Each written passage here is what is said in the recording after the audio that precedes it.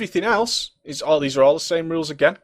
Quick look at weapon enchants for you guys. In your offhand, you want Rune of the Fallen Crusader. Nice strength buff, okay? You want more strength. Let's talk about strength. Strength is our amazing stat. It's our Hulkamania stat. We want to be running wild all over these mobs.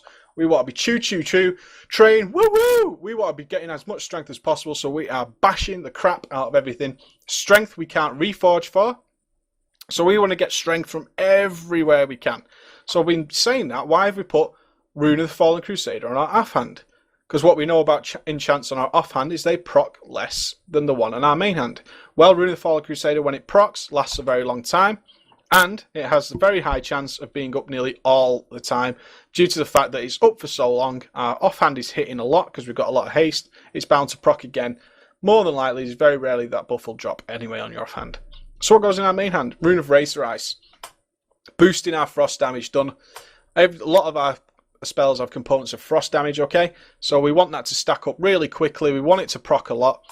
Stacks up to 5, your Rune of Razor Ice. So what we want is that proccing all the time, as fast as possible, which is why it's on our main hand. Because when we start attacking something, we need our 5 stack of Rune of Razor Ice up as quickly as humanly possible for our buff.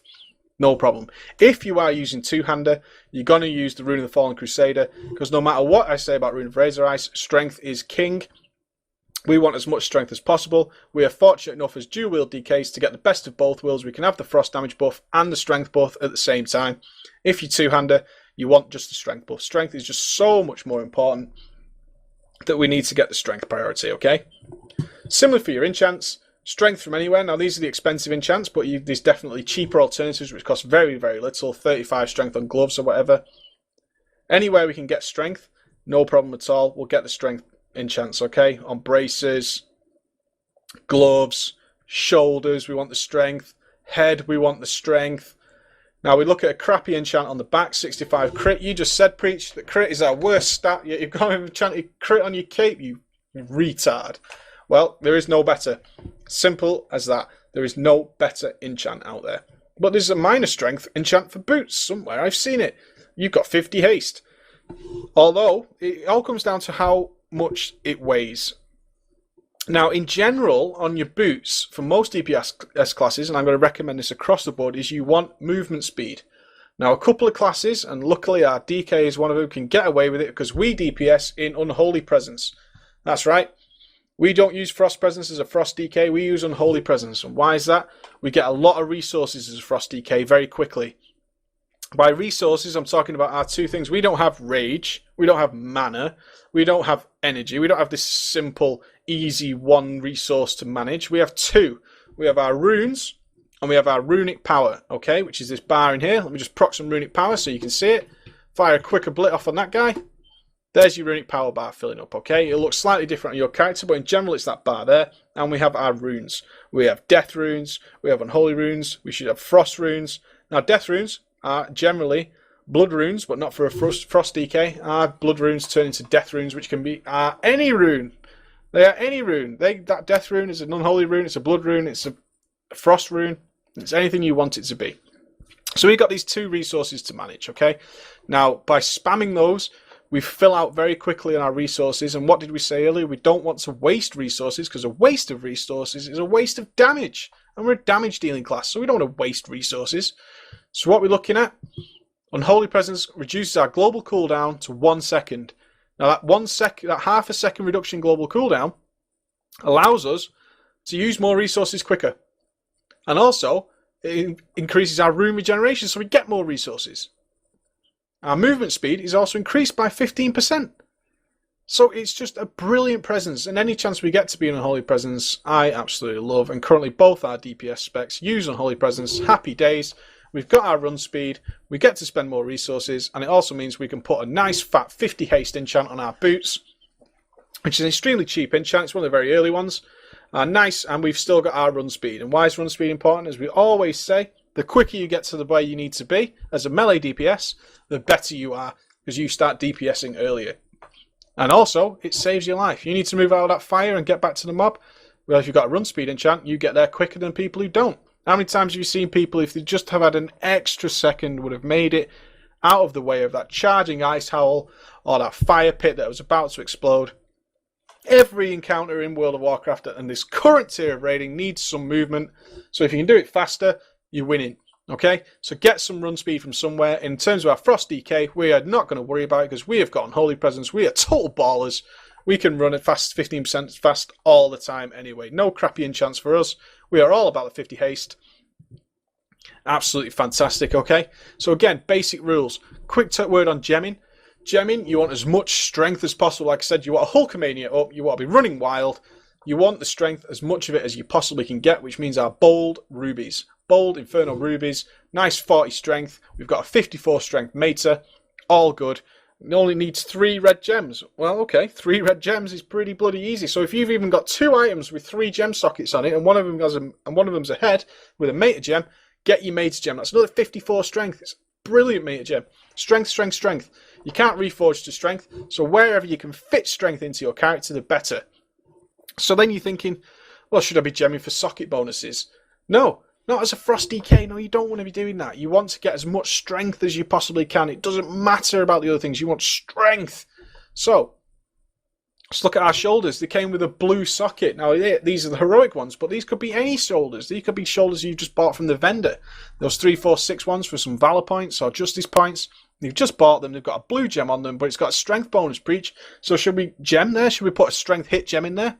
Well, let's do a little bit of quick maths in our head. A strength hit gem has 20 strength and 20 hit.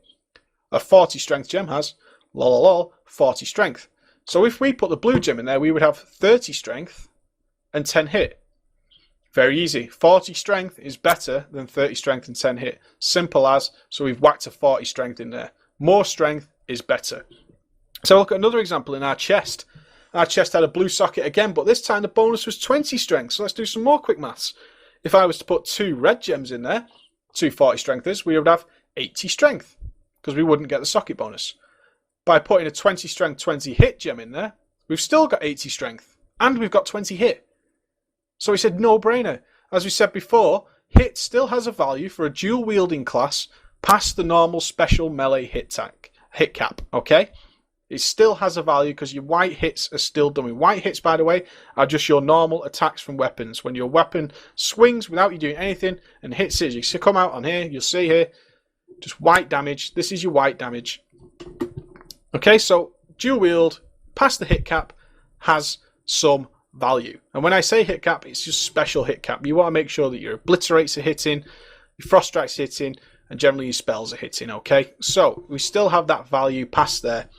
So in this case, it's miles better to get an extra 20 hit rating. It's a DPS boost. Even though we're still over the special hit cap, it's still a boost. As you can see on my hit chance, I'm still over 8.47% of the 8% we're after. And that's mainly from gems.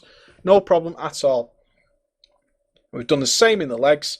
We looked at the bonus. It was 20 strength. So by doing the blue and the red, we've still got the same amount of strength, but we also got 20 hits out of it. We then look at the belt. The bonus was only 10 strength. So you might be thinking, well, should I put a 20 haste, 20 strength in there? A little bit of maths for you here. 1 haste is worth less than half the value of 1 strength. Okay, so 1 haste, let's put it in simple terms. One haste rating is 40% of 1 strength haste. So you would need more than twice the amount of haste on your gem to be worth losing that strength. So it is just not worth it in terms of damage. Even for a 10, so we would have there 70 strength and 20 haste. That 20 haste does not add up to the strength that you've lost. It does not add up. So we've gone 2 bold gems, balls to your strength bonus. It's not worth it. We would rather have more strength from our gems than gem from a haste bonus. Okay, I hope that's clear for you guys. Basically, let me summarize it up. Really easy for you. If you are not getting a 20 strength bonus from your gear, which you won't get till later on anyway, then it should have a bold gem in there. See what I'm saying? You look at your item. If it does not have a 20 strength bonus at least, you're pretty much going to put a bold gem in there in nearly all occasions. That's as simple as I can make it. Look at it. What's the bonus? 10 strength. Not bothering with that. I'm going to stick my bold gem in anyway. Oh, it's got a 20 strength bonus. Okay, I'll match the socket bonus then, because I get the same amount of strength. Okay? Really, really easy. Let's have a quick review of our talents. quick summaries for being in our Frost tree. We now replace Death Coil with Frost Strike. Get rid of your Death Coil, get it in the bin, don't care. Frost Strike is brilliant in a couple of ways. Frost Strike enables us to regenerate a fully empty rune. So Frost Striking is going to prop up our runes. It's going to give us more runes. So the more Frost Strikes we do, the more runes we're going to generate. Icy Talons, we've got a 20% attack speed. Lovely, attacking faster. Blood of the North is what's changed our blood runes, which should be here, to death runes. And our mastery is Frozen Heart.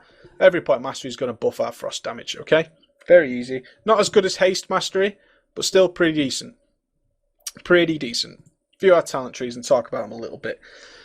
What is our priority, Preach, before we go into this? Our priority is to have diseases up all the time. Our diseases do very, very little damage. Really insignificantly small damage unless you've got high mastery. And that's only going to affect your Frost Fever anyway. But our two main attacks, should I say, Obliterate and Frost Strike, are heavily affected by having diseases on the target. They do tons more damage if your disease is on. So your first priority on all occasions is to have diseases on the target. If you're obliterating and frost striking and there's no diseases on, you're doing way, way less damage. Way less damage, okay? So you want your obliterate and your frost strike to be propped up as much as possible. Those are such a high priority on the amount of damage you do that you need your diseases on all the time. So, in that respect, how are we going to buff, obliterate and frost strike as much as possible? Nerves of Cold Steel increases our chance to hit. Lovely. And boosts our offhand weapon damage. If you don't know, Frost DKs work very similar to a Mutilate Rogue, in which case when we obliterate and we frost strike, we attack with both weapons at the same time, okay? We do a double stab in the skull from the left and the right. We are hitting with both weapons at the same time with those abilities, okay? So this has boosted our offhand weapon damage up to the level we need it to be significant, and it's given us free hit. If we're not having to reforge for hit, we can put on more haste, so it's a double whammy of win. Runic Power Mastery, we need to get to our second tier, which is 5 points. So we've put 2 points into there. Now our job, as we said, is to manage our 2 resources. We don't want to cap our Runic Power. So we've added an extra 20 to play with, but we need to be managing that ourselves to be keeping that below 100% full. So we're not going to do the 30 because there's better talents further down the line. So 20 nerds give you a nice 120 Runic Power. You see here, 0 to 120. A little bit room to play with while managing your resources. We skipped Icy Reach, a real crying shame. Two-handed Frost DKs get to take that because they obviously don't need Nerves of Cold Steel. I do miss it. An extra range on your Howling Blast allowed me to do a lot of things in previous content, which I can't do now. Thinking about, say, Cho'Gall, if any of you have ever done Cho'Gall, and those little ads come from the little slime pool, yeah? Those blood things. Well, with that talent, I could turn around and I could Howling Blast them from the boss. I never had to move, do anything. I could Howling Blast them from a distance. And that is a lot of damage when you start Howling Blast AoEing. You guys will know if you've ever tried to just do some AoE with Howling Blast, how much damage that is. So, I missed that talent, but unfortunately for a dual DK, we can't take it. Cry ourselves to sleep on our giant pillow. There's nothing we can do.